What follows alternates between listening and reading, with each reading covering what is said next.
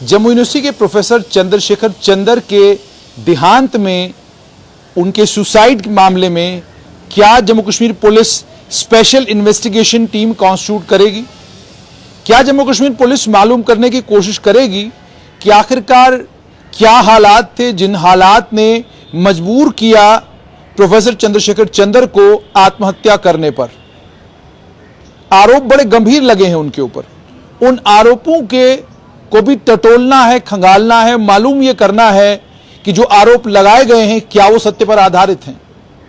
23 छात्राओं ने, वो भी एक ही सेमेस्टर के लगभग सभी बच्चों ने जाकर कमिटी अगेंस्ट सेक्सुअल हैरेसमेंट के सामने जो शिकायत प्रोफेसर चंद्रशेखर चंदर को लेकर की, उस शिकायत का सच क्या है, यह सच जानना भी जम्मू कश्मीर पुलिस का अब काम है, क्योंकि मामला ही इतना पेचीदा हो चुका है। आज जम्मू यूनिवर्सिटी टीचर्स एसोसिएशन ने vice chancellor Jammu university professor Umesh Rai से मुलाकात की। मुलाकात करके अपनी फरियाद उनके सामने रखी और उनको ये कहा कि एक तो आप हमें कमिटी अगेंस्ट सेक्सुअल हैरेसमेंट के मिनट्स ऑफ द मीटिंग दिखाइए। हम देखना चाहते हैं कि कौन लोग थे, क्या कोरम पूरा था कि नहीं था, 9 लोगों की कमिटी में से कितने लोग वहां पर मौजूद थे, किन की मौजूदगी में यह फैसला लिया गया, और क्या जो कमिटी अगेंस्ट सेक्सुअल हैरेसमेंट का कानून है, जिस कानून की एक कॉपी मेरे पास भी है, ये यूनिवर्सिटी की internal complaints committee against sexual harassment है, इस कमिटी का ये कानून मेरे पास है, क्या कानून और ज़ाब्तों को फॉलो किया गया? अभी तक तो जानकारी मिल रही है, उस जानकारी को के मुताबिक कमिटी अगेंस्ट सेक्सुअल हैरेसमेंट ने बहुत जल्दी में फैसला ले लिया, और इतनी जल्दी में फैसला ले लिया कि 6 तारीख को कमिटी मिली, उसने कंप्लेनेंट्स को सुना, और 7 तारीख को जो सस्पेंशन की ताकत रजिस्ट्रार के पास है ही नहीं, उस ताकत का इस्तेमाल करते हुए रजिस्ट्रार ने associate professor doctor Chandrashekhar Chander को सस्पेंड कर दिया। सस्पेंड करके उन्हें कहा कि आप क्लास वर्क नहीं लेंगे, वो बाकी तमाम चीजें ठीक हैं, लेकिन सस्पेंशन उनकी कर दी गई। आज जब जूटा के जम्मू यूनिवर्सिटी टीचर्स एसोसिएशन की मुलाकात वाइस चांसलर जम्मू यूनिवर्सिटी के साथ हुई, इस मुलाकात में जूटा ने उनके समक्ष कुछ बातें रखी। जैसे मैंने आपको कहा कि उन्होंने ऑलरेडी कहा था कि मिनट्स ऑफ द मीटिंग हमें दिखाए जाएं और इस मामले को सीबीआई या किसी और बड़ी जांच एजेंसी के हवाले कर दिया जाए। और तीसरा ये कहा गया था कि जो तमाम लोग जिनके ऊपर उंगलियां उठ रही हैं और कहा जा रहा है कि इन लोगों ने जल्दी कर दी, इन लोगों को इतनी जल्दी में कानून को ताक पर रखकर इन लोगों ने ये सारा काम किया है, उनके खिलाफ कानूनी कार्रवाई होनी चाहिए।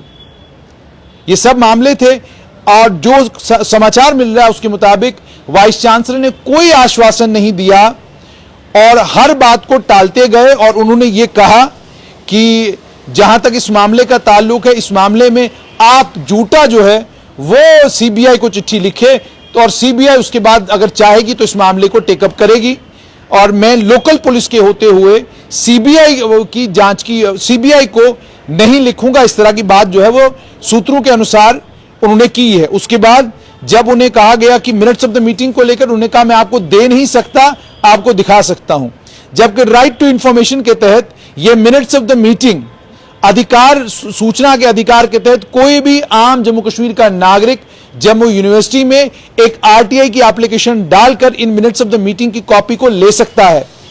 और हैरान करने वाली बात यह है, 9 मेंबर की कमिटी अगेंस्ट सेक्सुअल हैरेसमेंट में से जो जानकारी मिली है उसके मुताबिक केवल तीन मेंबर थे जो इस मीटिंग में मौजूद थे, और इन्हीं 3 मेंबरों ने यह फैसला किया कि मामला बहुत गंभीर है और इन्हें फौरन सस्पेंड किया जाना चाहिए। जानकारी तो यह भी मिल रही है कि जो कैश की रिकमेंडेशन है, उस रिकमेंडेशन में कहीं पर भी सस्पेंशन का कोई लफ्ज लिखा नहीं गया है। यह सस्पेंशन का लफ्ज बाद में एडमिनिस्ट्रेशन ने अपनी तरफ से जोड़कर उन्हें सस्पेंड कर दिया है। जब मैं, और सिर्फ इतना ही नहीं, कुछ और चीजें जो बहुत इंपॉर्टेंट है आप तमाम लोगों के लिए, वो ये कि 1 सितंबर को बच्चियां आती हैं, शिकायत करती हैं सेक्सुअल हैरेसमेंट की। 2 सितंबर को कन्वीनर्स की मीटिंग थी, और कन्वीनर्स की मीटिंग के चलते कैश कमेटी की मुलाकात नहीं हुई। 3 तारीख को शनिवार थी और 4 तारीख को एतवार, सैटरडे संडे होने के कारण यूनिवर्सिटी बंद थी। 5 तारीख को यूनिवर्सिटी का फाउंडेशन डे था, कैश की मीटिंग 5 को भी नहीं हुई। 6 तारीख को स्टेटमेंट रिकॉर्ड होते हैं। 6 तारीख को जब स्टेटमेंट रिकॉर्ड होते हैं, कैश के जहां पर 9 मेंबर मौजूद होने चाहिए थे, वो इस तो कैश के 3 स्टूडेंट मेंबर भी नहीं थे, फैकल्टी का एक मेंबर भी नहीं था, और उसके अलावा जो कैश में एनजीओ के मेंबर बाहर से आते हैं वो भी वहां मौजूद नहीं थे। केवल 3 मेंबरों ने इतनी जल्दी थी इस मामले को निपटाने की।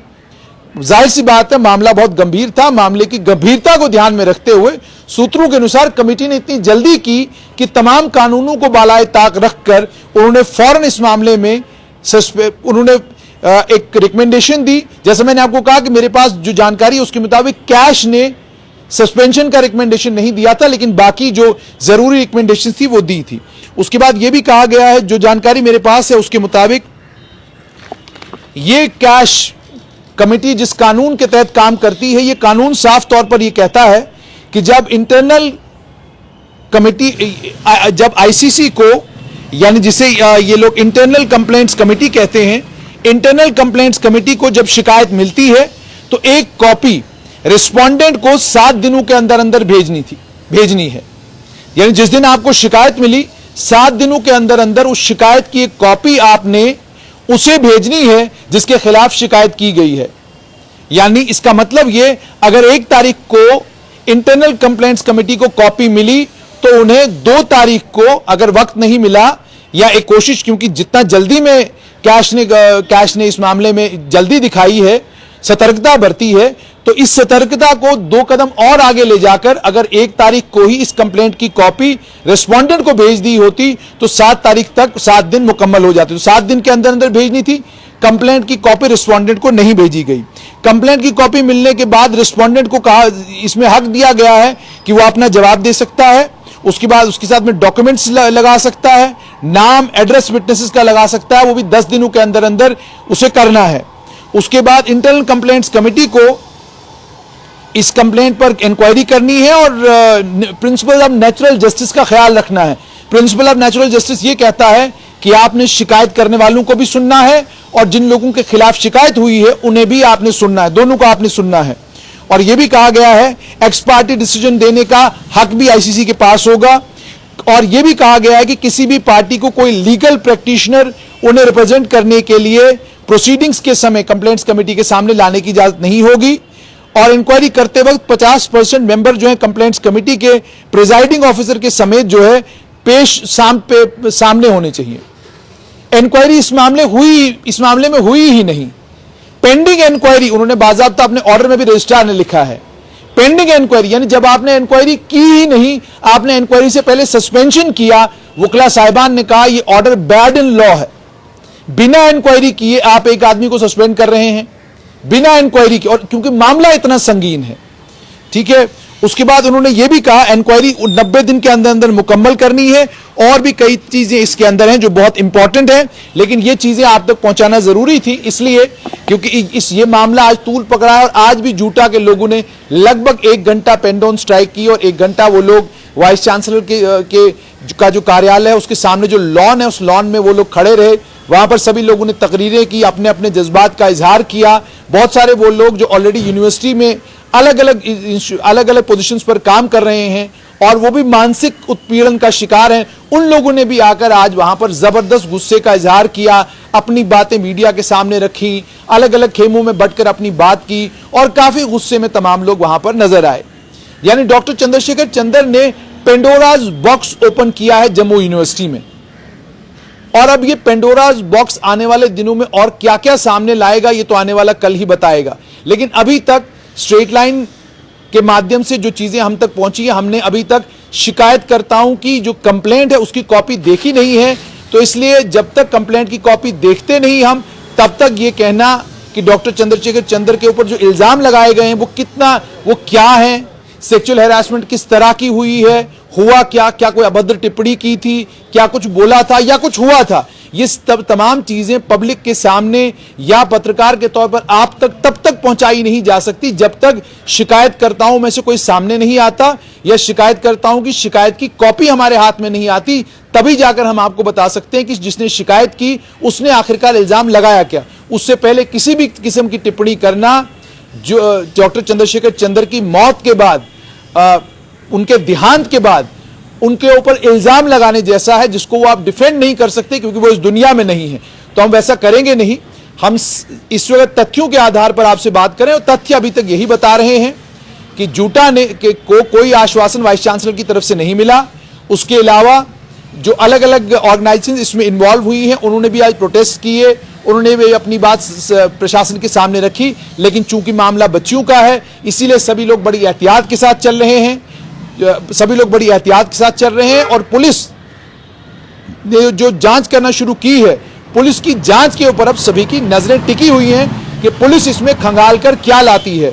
लेकिन बड़ा सवाल यह है, क्योंकि मामला बड़ा संगीन है और इस मामले में बच्चियों ने शिकायत की है, और इस मामले में यूनिवर्सिटी के पढ़े लिखे लोग इन्वॉल्व हैं, इस मामले में यूनिवर्सिटी की फैकल्टी, मतलब इन्वॉल्व से मेरी मुराद ये नहीं कि इस प्रकरण में इन्वॉल्व हैं। कल जब पुलिस जांच पड़ताल करेगी तो उसे यूनिवर्सिटी के ही स्टाफ से, फैकल्टी से, यूनिवर्सिटी के एडमिनिस्ट्रेशन के लोगों से सवाल जवाब करने हैं।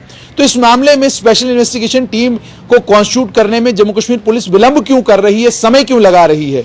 इंक्वेस्ट प्रोसीडिंग्स इस मामले में जरूर शुरू हुई हैं, लेकिन अगर एक स्पेशल इन्वेस्टिगेशन टीम कॉन्स्टिट्यूट की जाती तो स्पेशल इन्वेस्टिगेशन टीम कम से कम इस केस के तमाम पहलुओं पर नजर दौड़ाती, और एक कम से कम कोई इवेंट और तमाम लोगों से बातचीत करके, क्योंकि इस मामले में एक व्यक्ति की मौत हुई है और जिसकी मौत हुई है उसके ऊपर बहुत गंभीर आरोप लगे हैं। अब वो इन आरोपों से बरी भी हो सकते हैं और उन पर ये आरोप आने वाले कल में हो सकता है सिद्ध भी हो सकते हैं। दोनों चीजें पॉसिबल है, क्योंकि जाहिर सी बात है जब पड़ताल होने लगती है और पड़ताल के बाद जब चीजें सामने आती हैं तो चीजें बिल्कुल कुछ अलग होती हैं। आपको यह भी याद होगा नूरुल हबीब के मामले में भी, तब भी हमने आपको यह कहा था कि उस समय भी नूरुल हबीब के ऊपर अलग अलग तरह के लांछन लगाए जा रहे थे। नूरुल हबीब को लेकर बहुत सारी बातें पब्लिक में की जा रही थी, अलग अलग वेब पोर्टल्स के ऊपर चला, उनका कैरेक्टर असैसिनेशन भी किया गया। लेकिन हमने तब भी ये कहा था कि जब तक नूरुल हबीब को लेकर conclusive evidence Jammu Kashmir police लेकर नहीं आती और वो नहीं इन तमाम चीजों को अपनी पड़ताल में साबित करते हैं, तब तक हम ये कोई चीज कहेंगे नहीं, क्योंकि जाहिर सी बात है कि अलग अलग कानून की धाराओं में आता है। दूसरी एक और इंपॉर्टेंट चीज जो जम्मू यूनिवर्सिटी के साइकोलॉजी डिपार्टमेंट में आपको भौचक्का कर देती है, वो ये है कि साइकोलॉजी डिपार्टमेंट में आपको कैमरे लगे हुए मिलेंगे। डॉक्टर चंद्रशेखर चंद्र के कमरे के बाहर भी कैमरा है और बाकी पूरे डिपार्टमेंट में कैमरे लगे हुए हैं, लेकिन अनफॉर्चुनेटली वो कैमरे काम नहीं करते। बिजली की फ्लक्चुएशन की वजह से बताया जाता है वो कैमरे सड़ गए हैं। कितनी गंभीरता जम्मू यूनिवर्सिटी की स्टूडेंट्स की सुरक्षा के प्रति है उसका अंदाजा इसी बात से लगाया जा सकता है कि विभाग ने कभी भी उन कैमरों को दोबारा से ऑपरेशनलाइज नहीं किया। अगर ऑपरेशनलाइज किया होता तो शायद इस वक्त वो फुटेज होती, कोई वीडियो होता जिससे कोई कंक्लूसिव एविडेंस पुलिस को आसानी के साथ मिल जाता। और दूसरी एक और अहम बात कि ये जो कैमरों की बात है, ये कैमरे जब लगाए गए हैं तो पुलिस इन कैमरों को खंगाल कर पुरानी फुटेजेस तो कम से कम निकाल सकती है, जिससे कम से कम यह पता चल सकता है कि आखिरकार जिस वक्त आते जाते वक्त, अपने रूम से निकलते वक्त, उठते वक्त, बैठते वक्त डॉक्टर चंद्रशेखर चंद्र की एक्टिविटीज क्या रहती थी, उसका एक अंदाजा पुलिस को उन वीडियो से लग सकता है। तो ये सारी वो चीजें हैं जिन चीजों के ऊपर पुलिस काम कर रही है। और लेकिन डिमांड जूटा की यही कि इस मामले में एक स्पेशल इन्वेस्टिगेशन टीम कॉन्स्टिट्यूट की जाए।